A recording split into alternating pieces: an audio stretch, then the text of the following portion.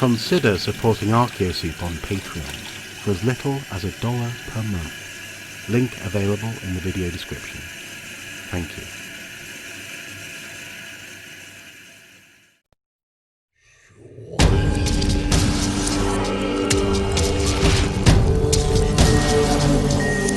Questions of Doom. Hello and welcome back to another Questions of Doom. In this series, as ever, I attempt to answer questions that you send my way using the archaeosoup@gmail.com email address, as displayed on the YouTube channel homepage, but as you'll also see at the end of this video. In answering these questions by video, it is my fond hope, as ever, that the answer will not only be useful to the person who's asked the question, but also anyone else out there who may be wondering the same thing or something similar. And today's question is a variation on one that I hear quite often in and around archaeological excavations. The public in particular will visit a site and they'll see seasoned diggers or professionals, dare I say, on site and wonder if these people are having the same response to the archaeology that they are as a member of the public visiting the site. Essentially, do archaeologists ever get emotional about what they're uncovering? And the question is as follows. Dear Mr. Soup, do archaeologists ever discover relics which make them emotional or upset? I regularly visit my local museum in Antrim, where Mrs. Soup is from, incidentally, and there seems to be a very matter-of-fact presentation of archaeology. Grave treasures, or grave goods, in particular, are described rather than explored or felt, which is an interesting turn of phrase that you've used there, but I think I know what you're getting at. There's an attempt to be sort of scientifically objective about something that's come from maybe a grave context, which doesn't relay the emotional weight maybe that might be attached to that artifact. I think I know what you're getting at. There's a description as opposed to an exploration. Interesting. Can you think of any circumstances where archaeology has had an emotional impact on an archaeologist? Thanks in advance, Siobhan. P.S. Congrats on the upcoming 20k. That's 20,000 subscribers on this YouTube channel. You deserve so many more subscribers and views. It's crazy, but well done. Thank you. I appreciate your opinion, Siobhan, but it is, you know, it's a wonderful thing to have reached 20,000 in the 10th anniversary of Archaeosoup. So thank you. And this question was sent just before we sort of passed that milestone. Anyway, you have asked a very, as I say, a very natural question to ask of archaeologists, and also in particular of certain types of archaeological remains. And the short answer is, of course, I absolutely know archaeologists who are affected by archaeology. Frankly, me. You know, I have a couple of stories myself. But one that really came to mind very quickly, and this isn't one of my personal experiences, but this is one that I observed, was a colleague who was handling chains from the Viking era, which were almost certainly used to bind someone into servitude, whether they'd been kidnapped from Britain or the Slavic region, or which incidentally is where it's connected to the word slaves, Slavic. Who knows where they came from, but wherever they were going, they almost certainly didn't want to go there because they were bound. And they reacted very viscerally to actually feeling the weight of this, both physically, I think, also, and emotionally. And so that struck me as a very powerful moment where someone was interacting with the implications of what they were unearthing, which I think is what you're getting at when you talk about explored or felt as opposed to being described. The implications, not just the description. And for me, the two that really have affected me most through my time studying, in particular, human remains. And I think human remains, or moments, or artifacts which interact with the human body, are ones which are most likely to elicit a human emotional response. And so, in my case, the first one that comes to mind was when I was studying the Mesolithic, and there's an Ertabola culture cemetery called Vedbek, or Vedbek. Apologies if I'm butchering that pronunciation. And this was sort of a Neolithic Mesolithic transition sort of site, I seem to recall, where they were having trading relationships with Neolithic farmers, but these Mesolithic people were living their traditional Mesolithic lifestyle. As far as we can tell, they were hunting and gathering and moving through the landscape, and not particularly settled in any one place. Although there were certain points where they would meet up, and there were certain places where they would, for example, bury their dead. And so this Ertabola cemetery it's a famous type site for the Mesolithic in Northern Europe. And there's one burial where there's a young boy, a very small child, I think maybe even a baby actually, if memory serves, who we think was a male, and was buried very beautifully, very carefully, on a swan's wing, with a knife at his hip, a little flint knife at his hip. And that burial was so delicate, so careful, and so full of either the spiritual beliefs. Maybe the swan's wing would carry the child to the hereafter. Maybe it was something about a life being cut short, that beauty had been broken, and hence the swan's wing was there.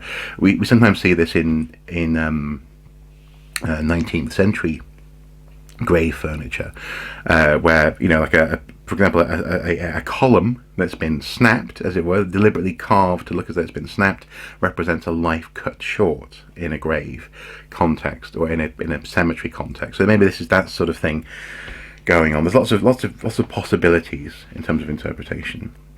But the little knife at his hip was just so, for me, so resonant, because it was, the phrase that comes to mind is, my little hunter, my little man, kind of thing. The little guy who hasn't yet become what he might have been, but we're going to imbue this baby, or this child who's tragically died, with the power of a mighty hunter, this kind of, or someone who provides for the family, or for the village, if you want to use that word. I thought it was it makes me slightly teary now, actually, just thinking about it. I thought it was a beautiful burial, and while I hadn't personally interacted with it, I'm sure if I'd been there, I would have just been in pieces, because it's just full of motherhood, isn't it? Motherhood, parenthood as well. It's full of a whole family mourning the loss of this little man, this little boy, and therefore it's beautiful, and very emotional. The second one that really struck me as well was when I was working at York. We would have periodically lectures from roving lecturers, the specialists who would turn up to present. In particular, if we had a new exhibition on. And in this instance, it was Charlotte Roberts, who did teach me at university, but also she happened to have been the lecturer invited in to talk about a skeleton that was being installed at a place called Barley Hall in York. It's one of the York Archaeological Trust's Jorvik Group museums in the city. And this skeleton was in a glass case, and it was fairly respectfully on display, and it was in the context of a medieval medicine, health and well-being, and this kind of thing. And I thought, yeah, this is going to be fine. I was one of 3 archaeologists on the staff at that point who were going to be talking about it. So we were all invited in to examine the skeleton, and the non-archaeologists seemed quite nervous. I was quite blasé. I was like, yeah, it's a skeleton. This will be fine. And also, of course, I know Charlotte Roberts, so this will be fun to say hello. But the story that she laid out about this poor gentleman who died, seemingly died of syphilis and other complications. But the marred skeleton, the reason this skeleton was being examined and was on display is because it's so obvious the pain, the absolute deformity and physical agony that this person would have been in before they died, probably for years, was just appalling.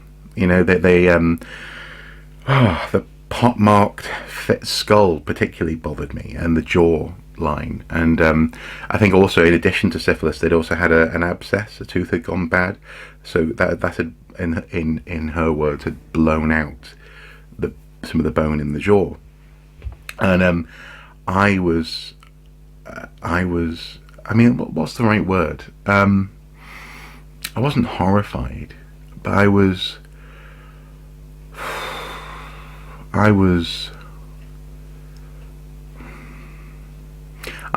deeply, almost scared, I suppose, as opposed to horror. I was scared of what that would have been like, if you know what I mean, for the person who lived with that.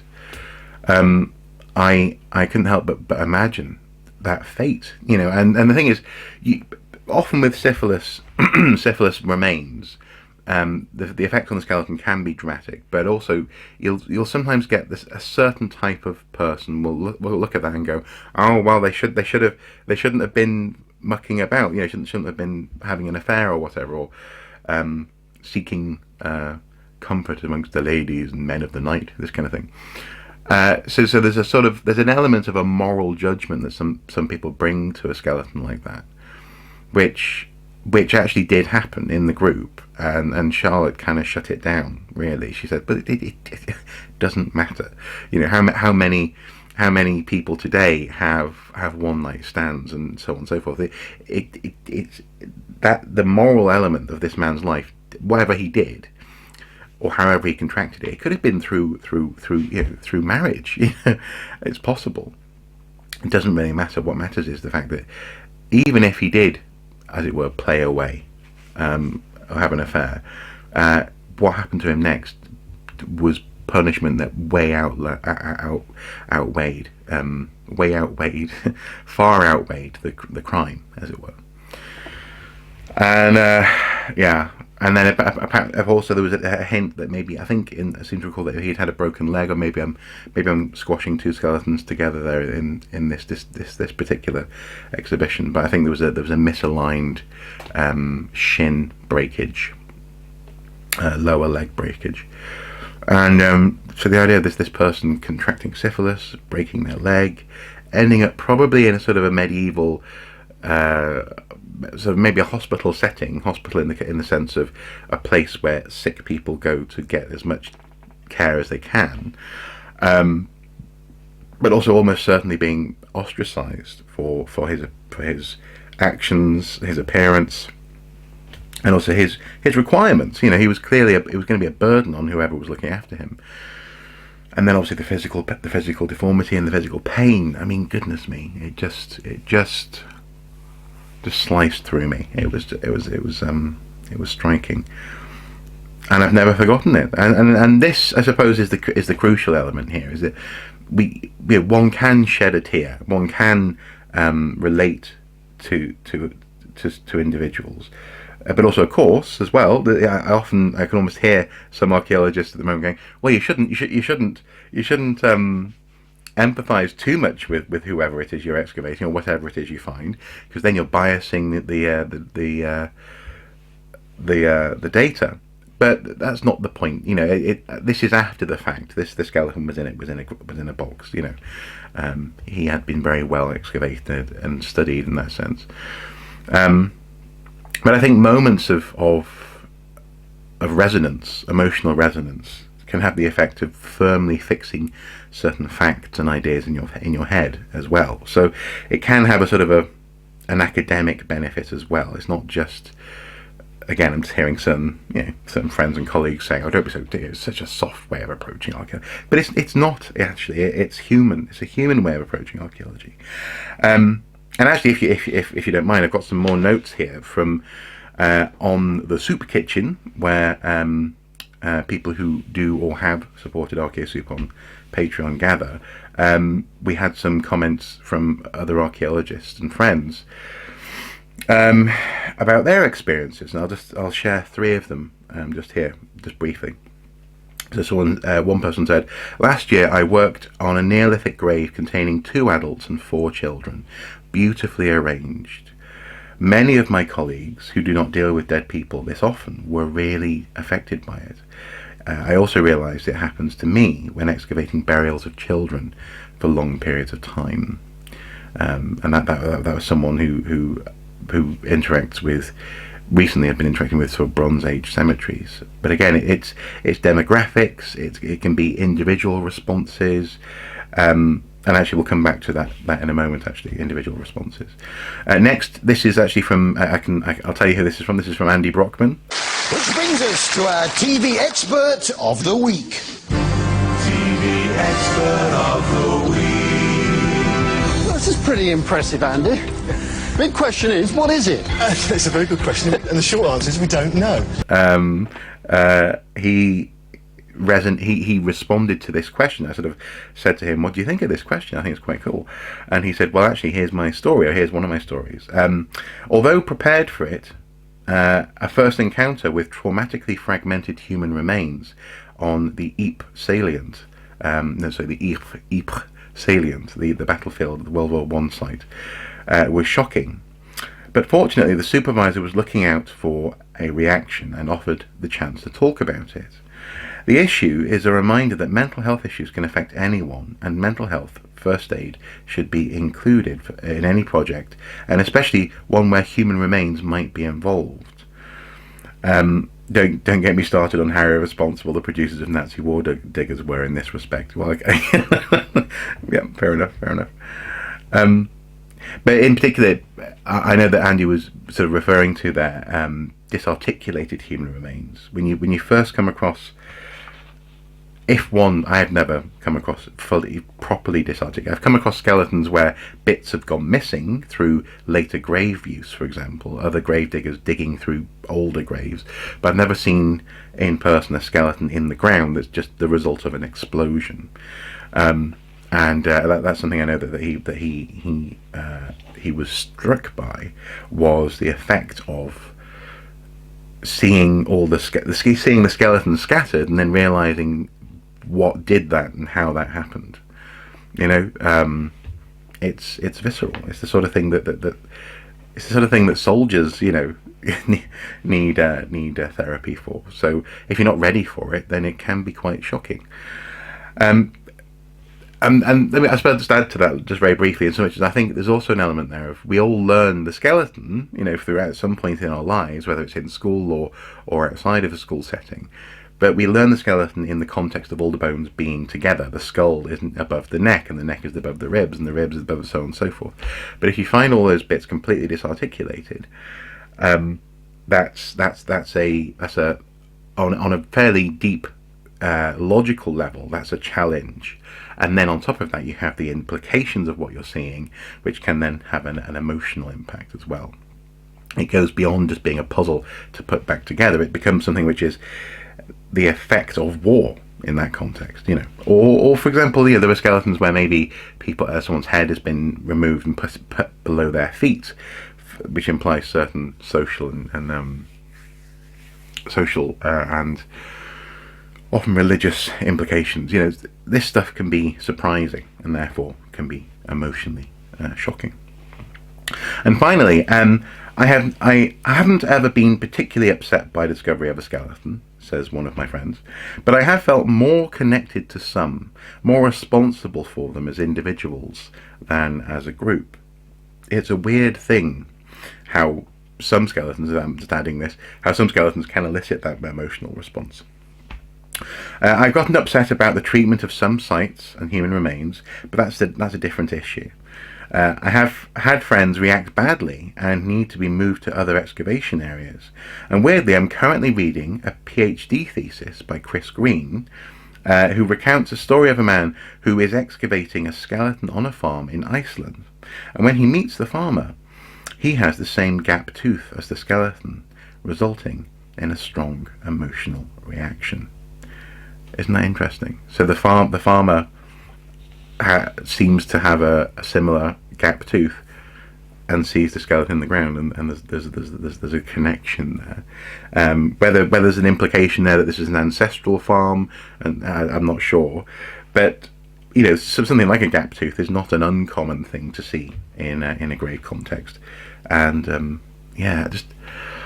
another instance I remember was a friend who suddenly realised that the body that they were digging up, the skeleton that they were excavating in a Roman cemetery, was essentially more or less the same age as they were. That really messed with them.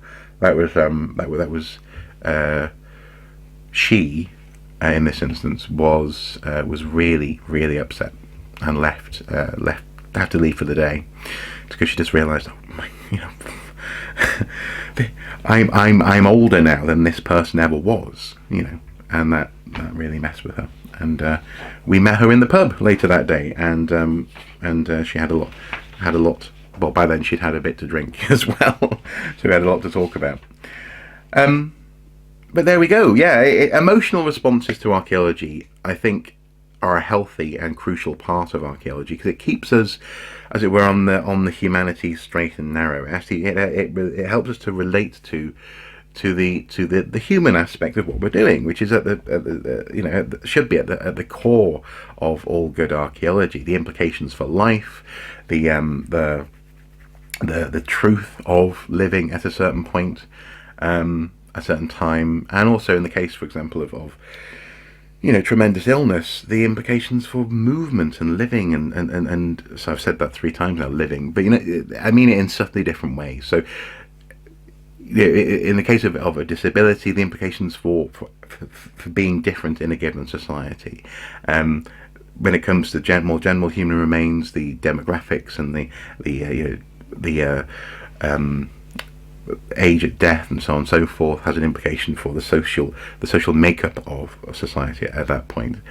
And therefore, I think, broadly speaking, because all of these instances have mentioned human remains, that's where the most emotionally affecting remains come from, I think, usually from a grave context, and often linked with maybe grave goods in that context as well.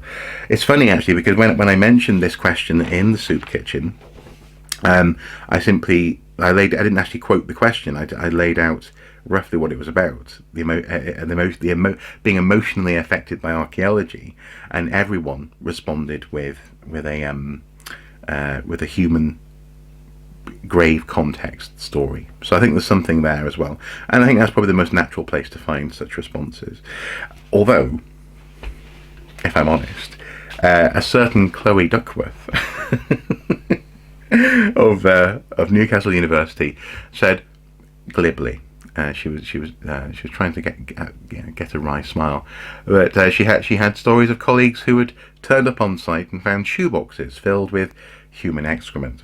And she goes, "Is that the sort of emotional response you're talking about?" And I was like, at the time I was eating my lunch, and I was like, "Oh no." And she was like, "I aim to disrupt." So so there's a wide range of emotional responses that are available to an archaeologist. Other stimuli are available. Thank you for your question, Siobhan. It's been fun to think about this one and to answer it, and I'm sure that other people have other stories. So please do comment below with your stories if you have any. Which, in particular, if they're not to do with human remains, it may well be certain, like a locket or a person's private property, a book or something which has come out of an archaeological context. Let us know below, because this is something which I think is important to talk about. Anyway, guys, as ever, until next time, do take care. Bye bye.